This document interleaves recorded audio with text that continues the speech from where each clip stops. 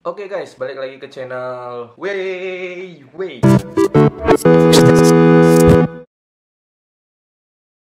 Oke, sekarang ini tanggal 7 Maret. Sebenarnya ada berita yang lagi heboh ya. Dan berita ini cepat banget update-nya ya. Karena lagi-lagi ini merupakan kasus yang sangat, bukan kasus kasusnya ini nggak bisa diterima di akal sih. Ini memang kasus yang luar biasa sekali ya. Mungkin kalian semua udah pada tahu ini kasus psikopat ya. Terdengar psikopat itu, bagi kalian mungkin kalian sudah tahu apa itu artinya psikopat ya. Tahu sendiri ya, kalian bisa lihat dari film-film tentang genre thriller atau genre psikopat. Nah, kasus psikopat ini terjadi di Indonesia. Well, sebelumnya kita sudah tahu kasus psikopat sudah ada dan sudah pernah terjadi di Indonesia. Namun yang kali ini beritanya sangat beda sekali ya, karena pembunuhan ini dilakukan secara terstruktur, atau pembunuhan ini dilakukan secara rapi, berantai, yang dilakukan oleh pelajar SMP yang berumur 15 tahun. Dia membunuh seorang balita, cewek. Ya, pelajar SMP-nya ini cewek, dia membunuh seorang balita ya.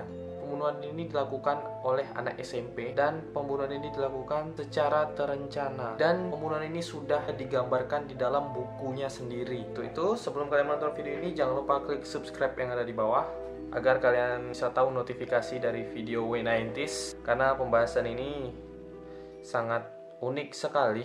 Bukan unik ya, seorang pelajar perempuan berumur 15 tahun SMP membunuh seorang balita. Kemudian setelah membunuh bocah balita ini, seorang psikopat ini menyerahkan diri ke kantor polisi. Why? Kenapa dia menyerahkan diri ke kantor polisi? Kronologisnya seperti ini. Pelaku berinisial N ini mengakui kalau dia sudah melakukan pembunuhan.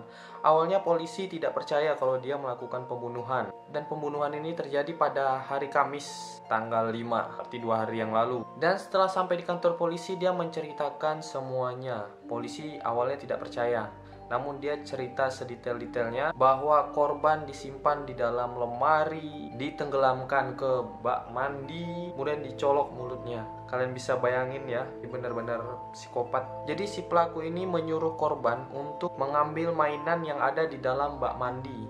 Kemudian ia mulai menenggelamkan kepalanya ke dalam bak mandi. Dia lakukan bukan hanya sekali, tapi berulang-ulang kali.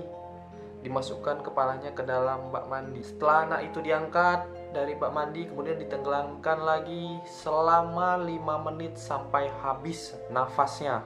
Dan lebih mengejutkannya lagi, pelaku dia mengaku perbuatannya dan dia tidak menyesalinya. Dia tidak menyesali perbuatannya, dan dia justru mendapatkan kepuasan setelah melakukan itu. Dan kemudian dia mengikat korban, kemudian dimasukkan ke dalam lemari.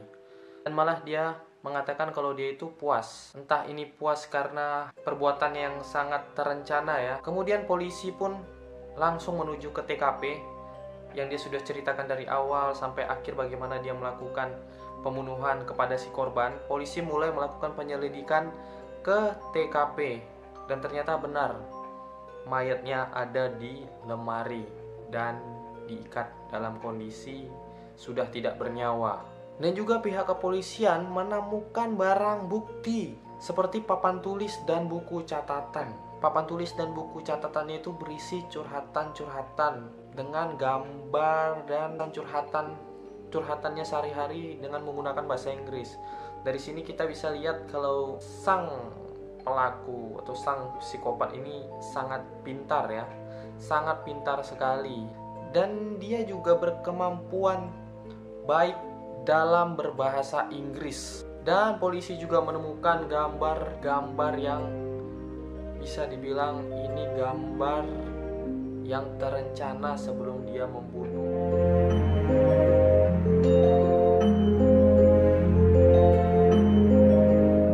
Polisi menemukan gambar seorang wanita yang terikat, gambar seorang wanita yang dalam posisi terikat di dalam buku. Jadi buku catatannya itu terisi curhatan serta ungkapan hati dia, serta beberapa rencana-rencana dia yang sudah tergambar. Entah dia ini dapat inspirasi dari mana, ada gambar wanita terikat dengan tulisan keep calm and give me torture.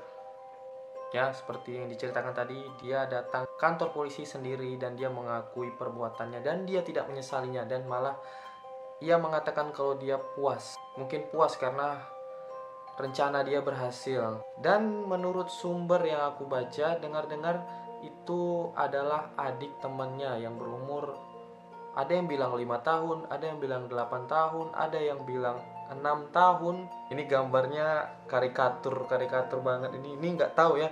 Dia ini mungkin sempat nonton kartun-kartun yang bergenre psikopat atau thriller, mungkin bisa jadi terinspirasi dari situ. Dan bisa kita lihat sendiri, anak ini cerdas, bukan anak yang sembarangan ya. Anak ini cerdas, jago gambar.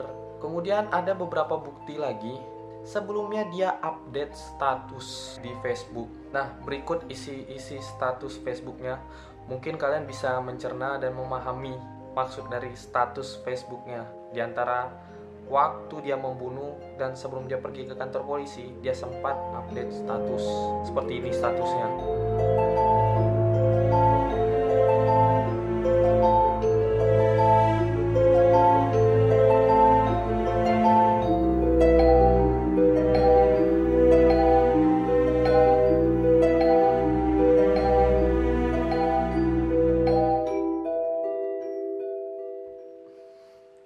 Penjara atau rehabilitas.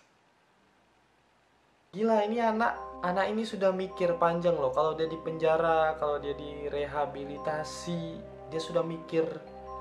Ini anak umur 15 tahun ya. Ya, 2 tahun lagi sweet 17, dia masih remaja ini ya. Tapi luar biasa. Dan setelah ditelusuri, ternyata dia memiliki akun Instagram. Nah, kebetulan teman aku juga dapat akun Instagram ya. Kemudian dia share. Nah, ini isi akun Instagramnya. Kalian bisa lihat sendiri. Dia punya akun Instagram. Ini Instagramnya, dan isi akun Instagramnya seperti ini ya.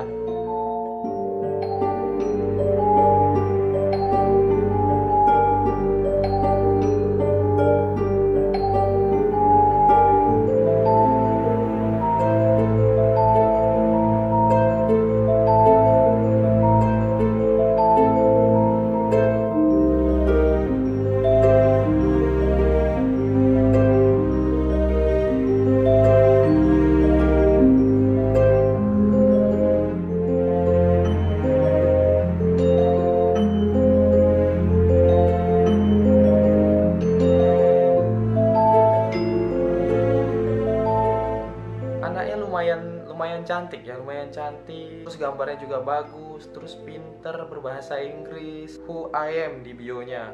When we all fall asleep, where do we go? Ini pernyataan luar biasa sekali. Kalau kita bisa lihat sendiri di Instagram ini, gambar-gambarnya ini bagus-bagus, tapi setelah dia melakukan pembunuhan, jadinya sedikit creepy ya, jadinya sedikit horor ya. Kita lihat gambar-gambarnya. Awalnya kita lihat gambarnya itu bagus, indah, cantik. Tapi setelah dia melakukan pembunuhan, gambar itu mendadak menjadi creepy.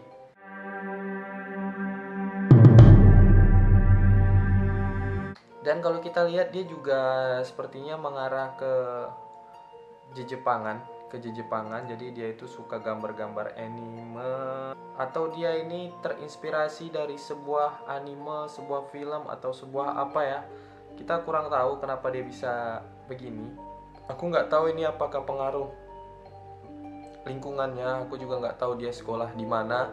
Bagaimana reaksi teman-temannya setelah melihat ini. Apakah teman-temannya udah tahu kalau anaknya memang seperti ini, atau memang ini yang dia impi-impikan, membunuh seseorang dengan terencana. Nah, kalau menurut aku sih psikopat itu beda-beda ya, tergantung kembali lagi kepada penelitinya. Ada beberapa peneliti yang mengatakan kalau psikopat itu adalah fitur afektif ya, termasuk salah satunya adalah kurang merasa bersalah, kurangnya empati, dan ikatan emosional yang dalam dari orang lain. Narsisme, kemudian impulsif, perilaku antisosial, itu juga termasuk. Penyebab psikopat itu aku kurang tahu persis ya, tapi ada yang bilang ini merupakan pengaruh dari faktor genetika, lingkungan, dan pola asuh yang tidak baik. Sebenarnya bisa kekerasan fisik dari orang tua, perpisahan orang tua, dan kurangnya keterlibatan pola asuh dari orang tuanya sendiri. Dan dia pasti udah mikir kalau dia itu nggak bakalan dipenjara. Pastinya dia direhabilitasi karena dia sudah bikin status penjara atau rehabilitasi. Dia itu sudah mikir ke depan. Mungkin ada beberapa informasi yang belum aku ketahui. Kalian boleh komen di kolom komentar di bawah. Semoga kasus ini cepat ditanggapi polisi dan bagaimana prosesnya kita percayakan aja kepada polisi. Terima kasih buat kalian yang sudah nonton dari menit pertama sampai menit terakhir. Jangan lupa share, like, komen. Sampai ketemu di video W90 selanjutnya. Bye.